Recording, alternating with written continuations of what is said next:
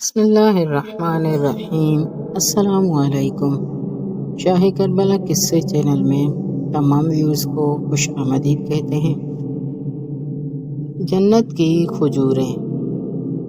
فخری نے اپنی اسناد سے بہت سے صحابہ کی زبانی روایت کی ہے کہ ایک دن حضرت رسول خدا صلی اللہ علیہ وآلہ وسلم حضرت فاطمہ زہرا سلام اللہ علیہ کے گھر تشریف لائے اور ان سے فرمایا، فاطمہ، آپ کا والد آج آپ کا مہمان ہے۔ حضرت سیدہ سلام اللہ علیہ نے عرض کی، ابا جان، میرے گھر کی تو حالت یہ ہے کہ حسن و حسین علیہ السلام مجھ سے کھانے کے لیے کچھ طلب کر رہے ہیں، لیکن میرے گھر میں انہیں کھلانے کے لیے کچھ نہیں ہے۔ اس کے بعد رسول خدا علی علیہ السلام اور حسن علیہ السلام و حسین علیہ السلام کو ساتھ ملا کر بیٹھ گئے، جبکہ حضرت فاطمہ زہرا سلام اللہ علیہ اس دوران حیران و پریشان ہو کر کھڑی تھیں اور سوچ رہی تھی کہ وہ کریں تو کیا کریں۔ پھر آن حضرت نے آسمان کی طرف کچھ دیر کے لیے دیکھا۔ اتنے میں جبرائیل امین نازل ہوئے اور انہوں نے کہا، محمد علی و اعلیٰ آپ پر سلام بھیج رہا ہے اور آپ کو تحیت و اکرام کے ساتھ مخصوص کر رہا ہے، اور آپ سے کہتا ہے کہ آپ علی و فاطمہ، حسن و حسین علیہ السلام سے کہیں کہ وہ جنت کا کون سا میوہ کھانا پسند کریں گے۔ نبی اکرم صلی اللہ علیہ وآلہ وسلم نے فرمایا، علی و فاطمہ، حسن و حسین، رب العزت کو معلوم ہے کہ تم بھوکے ہو، اب بتاؤ کہ تم لوگ جنت کا کون سا پھل کھانا پسند کرتے ہو۔ حضرت کے اس فرمان پر سب نے چپ سادھ لی۔ امام حسین علیہ السلام نے کہا، ابا جان، امیر المومنین، آپ کی اجازت، اور امی جان سیدۃ النساء العالمین، آپ کی اجازت، اور بھائی حسن ذکی، آپ کی اجازت کے ساتھ میں جنت کے ایک پھل کا انتخاب کرنا چاہتا ہوں۔ سب نے کہا، حسین، ہم سب آپ کے انتخاب پر راضی ہیں۔ امام حسین علیہ السلام نے رسول خدا سے عرض کی، نانا جان، آپ ہماری طرف سے جبریل سے کہیں کہ ہم اس وقت بے موسمی تازہ کھجوریں کھانا چاہتے ہیں۔ نبی اکرم نے فرمایا، اللہ کو تمہاری خواہش معلوم ہے۔ پھر آپ نے سیدہ فاطمہ زہرا سے کہا، آپ اندر جائیں اور جو کچھ گھر میں ہے وہ لے آئیں۔ سیدہ فاطمہ اندر گئیں تو آپ نے بلور کا ایک تھال دیکھا جس پر سبز و سندس کا رومال پڑا ہوا تھا، اور اس تھال میں بے موسمی تازہ کھجوریں موجود تھیں۔ جب حضرت سیدہ تھال اٹھائی آ رہی تھی تو رسول خدا نے ان سے فرمایا، فاطمہ، یہ رزق تمہارے پاس کہاں سے آ گیا؟ سیدہ نے کہا، یہ اللہ کی طرف سے، اللہ جسے چاہتا ہے بے حساب رزق عطا کرتا ہے۔ نبی اکرم اٹھے اور آپ نے وہ تھال سیدہ کے ہاتھ سے لیا۔ پھر آپ نے بسم اللہ الرحمن الرحیم پڑھ کر کھجور کا ایک دانہ اٹھایا اور حسین علیہ السلام کے منہ میں دے کر کہا، ہنیئن مریئن، تمہارے لیے خوشگوار ہو۔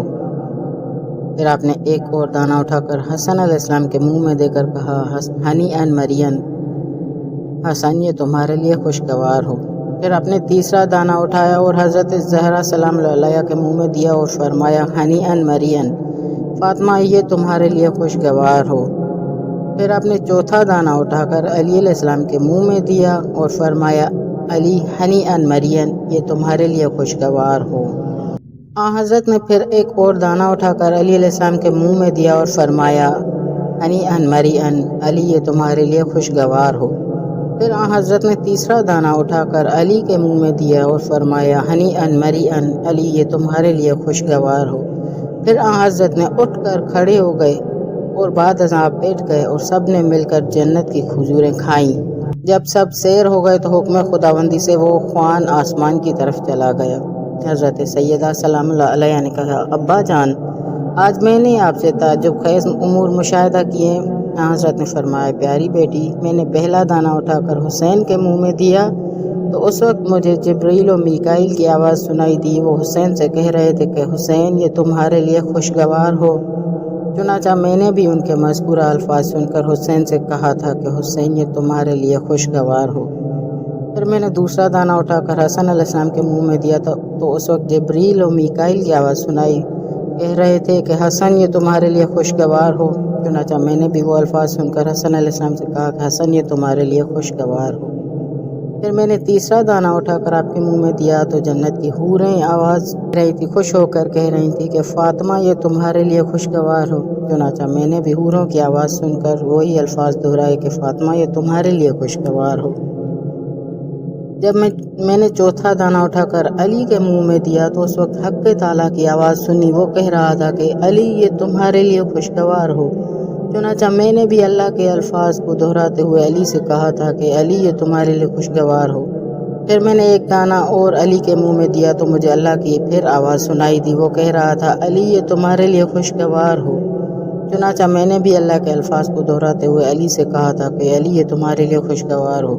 پھر میں نے تیسرا دانہ اٹھا کر علی کے منہ میں دیا تو تیسری بار بھی اللہ تعالیٰ نے یہی کہا، ہنی ان مرین علی یہ تمہارے لیے خوشگوار ہو۔ تو میں نے بھی اللہ کے الفاظ کو دہراتے ہوئے کہا، علی یہ دانہ تمہارے لیے خوشگوار ہو۔ پھر میں نے اللہ تعالیٰ کی عظمت و احترام کو مد نظر رکھ کر اٹھ کھڑا ہوا۔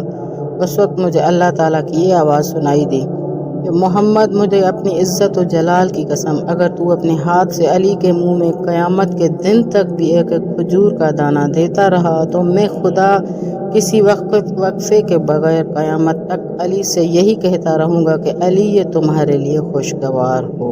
سبحان